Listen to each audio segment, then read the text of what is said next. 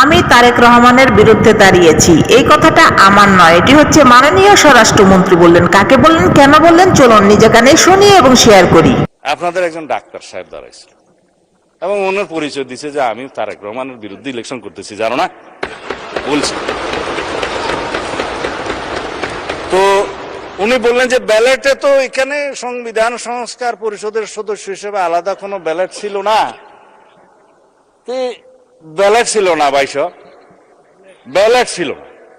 বলে যে এখানে এমপি নির্বাচিত হওয়ার জন্য কনস্টিটিউশনাল ম্যান্ডেট হিসেবে নির্বাচন কমিশন সংসদ সদস্যদের নির্বাচনে একটা ব্যালট দিয়েছে, সেখানে আমরা সিলটিল দিয়েছি। আর একটা গণভোটের ব্যালট ছিল যে সংস্কার চাই কি চাই না, হ্যাঁ ওখানে হা না দিবে, জবরদস্তি দিয়েছে, দিল। তিনটার মধ্যে ঠিক আছে, একটার মধ্যে ঠিক নেই, চারটা প্রশ্নের মধ্যে। তো সেইটা তো আর নির্বাচিত হয় নাই, সেটা হচ্ছে জুলাই জাতীয় সনদের পক্ষে আছে কি নাই। তো জুলাই জাতীয় সনদের পক্ষে তো আমরা আছি, সারা জাতি আছে।